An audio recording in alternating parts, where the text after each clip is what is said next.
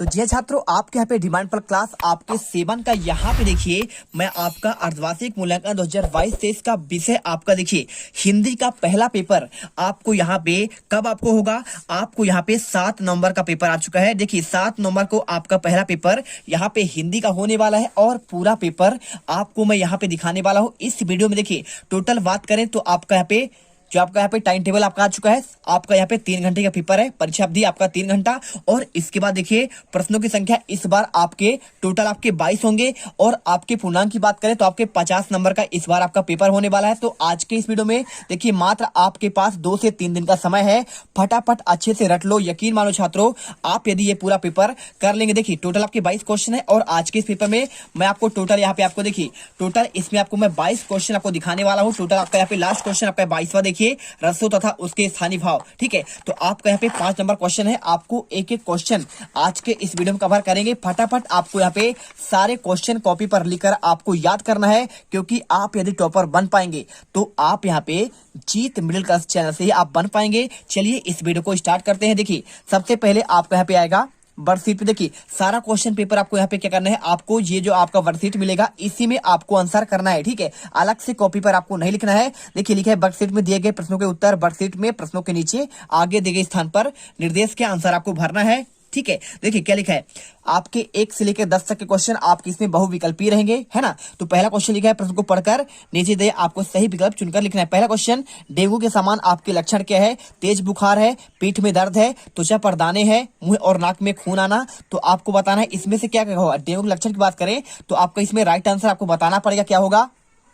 तो देखिए आपका यहाँ पे पहला तेज बुखार आना आपका ये भी राइट होगा, और साथ में आपका पीठ में दर्द होना आपका यहाँ पे ये भी सही होगा। त्वचा पर दाने, लेकिन आपका मुंह और नाक से खून आपका डेंगू से नहीं आता है, इसलिए आपको यहाँ पे राइट आंसर आपको लगाना पड़ेगा। किसमें, देखिए पहला, दूसरा और तीसरा किसमें दिए गए हैं। देखिए अब पहला, दूसरा, तीसरा तो किसी में है नहीं, है ना।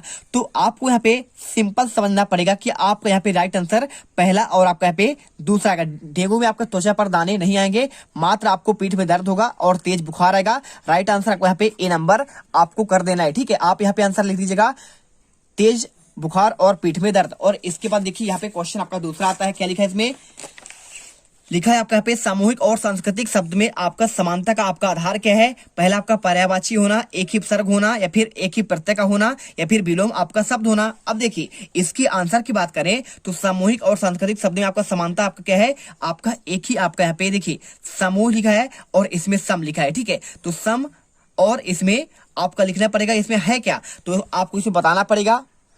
तो देखिए आपको यहाँ पे जो आपको सामूहिक लिखा है तो आपको इसमें आपका एक प्रत्यय आपका इसमें भी होगा, और साथ में आपका एक प्रत्यय आपका सांस्कृतिक एक दोनों में आपका यहाँ पे प्रत्यय है, यानी आपका यहाँ पे राइट आंसर को सी नंबर लगाना है। इसके बाद देखिए क्वेश्चन, डेंगू और बुखार के प्रमुख कारक कितने हैं। देखिए तो डेंगू और बुखार के आपके कारक की बात करें तो टोटल आपके इसमें मात्र आपके यहाँ पे 3 कारक आपको लगाना है। ठीक है, चलिए कर दीजिए। इसके बाद देखिए क्वेश्चन, कामयाबी शब्द में उपसर्ग जुड़कर कौन सा नया शब्द बनाएगा। देखिए कामयाबी आपका शब्द जुड़कर कौन सा एक नया शब्द बनाएगा। तो देखिए आपको यहाँ पे कामयाबी शब्द में उपसर्ग क्या आपको जुड़कर नया आपका बनेगा, तो आप इसमें ना जोड़ देंगे तो आपका ना कामयाबी हो जाएगा। आपको राइट आंसर आपको यहाँ पे ना कामयाबी आपको लिखना पड़ेगा। ठीक है, ना काम या भी कर दीजिएगा। और इसके बाद देखिए यहाँ पे क्वेश्चन लिया गया है, समूह शब्द में मूल शब्द और प्रत्यय शब्दांश कौन सा आपका होता है। देखिए सम क्या होगा आपका पे समझना पड़ेगा, क्या होगा आपका समूह धन आपका एक हो जाएगा। क्या होगा आपको बी नंबर आपका इसमें राइट आंसर होगा, ना तो आपका डी होगा, ना तो आपका सी होगा, ना तो आपका ए होगा। इसके बाद देखिए क्वेश्चन आपका छठा, मध्य प्रदेश में वन विहार राष्ट्रीय उद्यान कहां पर है। देखिए जो आपका वन विहार राष्ट्रीय उद्यान जो है आपका ही भोपाल में है। ठीक है, आपको इतना याद करना पड़ेगा। अब चलिए इसके बाद दिखाते हैं आपका यहाँ पे नेक्स्ट क्वेश्चन। क्वेश्चन 7वां, शाला में इसी तरह का आयोजन कौन सा हो सकता है। वार्षिक परीक्षा का आयोजन, खेल प्रतियोगिता, शाला समिति की बैठक, स्वास्थ्य शिखर का आयोजन। देखिए तो इसमें आपका यहाँ पे राइट आंसर आपका हो जाएगा।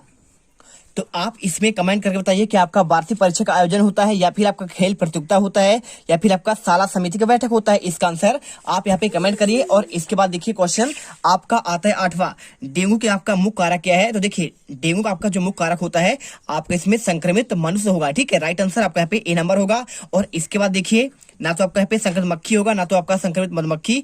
आपका देखिए क्या होता है, मनुष्य के द्वारा ही आपका एक व्यक्ति से दूसरे व्यक्ति तक आपको फैलता है। और इसके बाद देखिए अगला लिखा है सांस्कृतिक कार्यक्रम कौन सी दो प्रतियोगिताएं एकल और सामूहिक प्रकार दोनों प्रकार की है? तो आपका यहाँ पे आंसर आपको नृत्य और आपको गायन करना है। और इसके बाद देखिए क्वेश्चन आपका आता है यहाँ पे, आपके यहाँ पे देखिए कौन सा शाला में इस तरह का आयोजन कौन सा हो सकता है? तो आपको यहाँ पे खेल आपका प्रतियोगिता आपको आंसर कर देना है। और इसके बाद क्वेश्चन लघु उत्तरीय प्रश्न आपके 11 से लेकर 20 तक करना है। देखिए आपके यहाँ पे 3 नंबर क्वेश्चन, पहला क्वेश्चन दिया है मध्य प्रदेश को लघु भारत क्यों कहा जाता है? तो आपको उत्तर लिखना है मध्य प्रदेश में विभिन्न धर्मों, रीति रिवाजों व मान्यताओं के लोग परस्पर भाईचारे और सद्भावना से निवास करते हैं। और प्रदेश में महाराष्ट्र का गणेश उत्सव, बंगाल का दुर्गा पूजा और उत्तर भारत की विजयदशमी और दीपावली, होली, ईद, क्रिसमस जैसे त्योहार उत्साह पूर्वक मनाए जाते हैं। आपको आंसर करना है। इसके बाद देखिए यहाँ पे अगला क्वेश्चन आपका आता है, यहाँ पे कौन सा आता है? यहाँ पे आपका आता है देखिए ये वाला क्वेश्चन।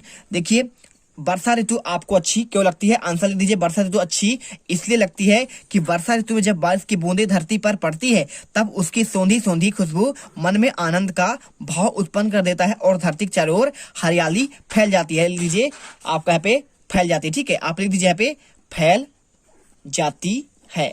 आपका यहाँ पे आंसर हो जाएगा। और इसके बाद देखिए क्वेश्चन आपका यहाँ पे आता है, क्वेश्चन नंबर आपका 13वां क्वेश्चन आपका दिया गया यहाँ पे। देखिए क्वेश्चन 13 में लिखा है मध्य प्रदेश की प्रसिद्ध बोलियां कौन कौन सी है? 3 नंबर क्वेश्चन आंसर होगा मध्य प्रदेश में प्रमुख आपका रूप से हिंदी बोली जाती है, किंतु अन्य बोलियों के रूप में यहाँ पे बुंदेली, मालवी, भीली, बघेली, निवाड़ी इत्यादि बोलियों की आपका पे बोलने वालों की संख्या आपका काफी होता है। और इसके बाद देखिए क्वेश्चन आपका यहाँ पे आता है, क्वेश्चन नंबर आपका यहाँ पे 14 क्या लिखा है? निम्नलिखित में से एक पंक्ति का आपका भावार्थ लिखना है। 3 नंबर क्वेश्चन। तो आपको यहाँ पे देखिए हुआ विवाद सहदय निर्दय में उभय अग्राही थे, स्व विषय में गई बात तब न्यायालय में। आपको उत्तर लिखने पर संदर्भ क्या लिखिए? प्रस्तुत पद्यांश माँ कहे एक कहानीनामा कविता से लिया गया है और इसके रचयिता राष्ट्र कवि मैथिली शरण गुप्त हैं। प्रसंग लिखिए सिद्धार्थ वन को निकल जाने पर राहुल माँ से कहानी बताने के लिए कहता है। व्याख्या करना है यशोधरा से राहुल कहते हैं कि हे माँ तू मुझे एक कहानी कहे, यह कहानी राजा अथवा रानी की हो और इस तरह माँ तू एक बहुत बड़ी जिद्दी है, तू ही मेरे सम्मान की पूंजी है, उब्बन में सुगंधित हवा बह रही है और अच्छी लगने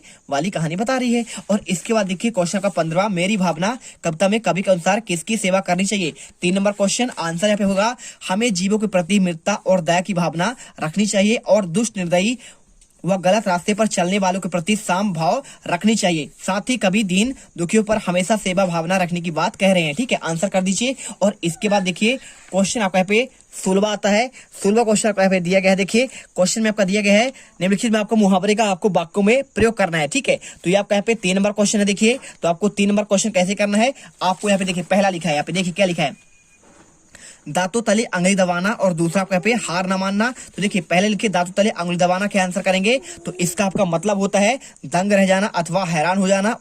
प्रयोग करना है तुम्हारी लड़की की बातों को सुनकर ऐसा लगता है कि दांतों तले उंगली तूने दबा ली हो। और दूसरा देखिए हार न मानना, आंसर लिखना है पीछे न हटना। प्रयोग लिखना है राजू ने 8वीं फेल हो गया लेकिन कभी हार नहीं मानता है। आपको आंसर कर देना है। इसके बाद क्वेश्चन 17वां देखिए अपने जिले की नदी के बारे में आपको 3 वाक्य लिखना है। तो लिख दीजिए 3 वाक्य, हमारे जिले में सोन नदी बहती है। और दूसरा देखिए शहडोल में आप बात कर रहे हैं ना, तो शहडोल में आपके सोन नदी, तो आपके जिले में जो भी नदी बहती हो आप वहां पे लिख लीजिए सोन नदी अमरकंटक से निकलती है और सोन नर्मदा के साथ आपका एक निकलता है और अलग अलग हो जाती है। इसके बाद क्वेश्चन आपका 18वां देखिए, यहाँ पे लिखा है सुभाष चंद्र बोस का नारा क्या था? तो आंसर लिखना है तुम मुझे खून दो मैं तुम्हें आजादी दूंगा। 3 नंबर क्वेश्चन। और इसके बाद यदि आप वैज्ञानिक बनना चाहते हैं तो किस प्रकार की पढ़ाई करेंगे? आंसर हम यदि वैज्ञानिक बनना चाहते हैं तो खोजी प्रवृत्ति वाला व्यक्ति बनना पड़ेगा, जिससे नए अनुसंधान है ना क्या कर सके, नए अनुसंधान के बारे में जानकारी एकत्रित किए जाए और एक वैज्ञानिक बनकर देश की सेवा कर सके।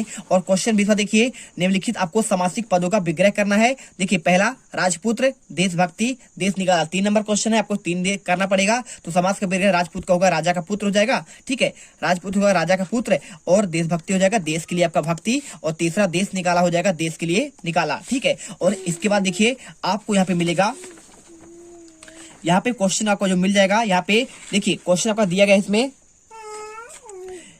21 से लेकर आपको यहाँ पे देखिए औपचारिक व अनौपचारिक पत्र में आपको अंतर लिखना है, कोई आपको 5 करना है। तो इसका आंसर आपको यहाँ पे स्क्रीन पर आपको मिल जाएगा। और इसके बाद देखिए यहाँ पे क्वेश्चन आपका 22वां, आपका लास्ट वाला क्वेश्चन आपका यहाँ पे दिया गया है। पहले आपको 22वां देखते हैं, इसके बाद देख लेंगे रसों के नाम और उनके स्थायी भाव लिखना है। 5 नंबर क्वेश्चन है। देखिए आंसर करना है हिंदी में रसों की संख्या आपका 10 है और एक और भक्ति रस जोड़ दिया गया है, ठीक है। देखिए एक साइड आपको रस लिखना है, एक साइड आपका स्थायी भाव। पहला होगा श्रृंगार का आपका रति हो जाएगा, करुण का आपका यहाँ पे सुख होगा, और हास्य का हंसी, वीर का आपका उत्साह, भयानक का भय, रौद्र का क्रोध, अद्भुत का विस्मय, और शांत का निर्वेद, विभत्स का जुगुप्सा, और बात्सल का आपका यहाँ पे वत्सल, और भक्ति रस का आपका यहाँ पे अनुराग। तो आपको यहाँ पे देखिए हमने आपके 22 क्वेश्चन का आंसर आपको एक ही वीडियो पर यहाँ पे कंप्लीट कर दिए हैं। तो फटाफट इसे रट लीजिए और 7 नंबर के पेपर में बिल्कुल आप टॉप कर दीजिए। मिलते हैं नेक्स्ट वीडियो पर। जय हिंद, जय भारत। अब तुम लोग गलती से अगर नए हो तो सब्सक्राइब करो, वो जो लाल वाला बटन है उस पर अपने जीजा जी फेंक के मारो या फूफा जी, मुझे नहीं पता, बस क्लिक हो जाना चाहिए। अब मैं भी जा रहा हूं, मुझे मुठिया पेलने जाना है। बाय। वो है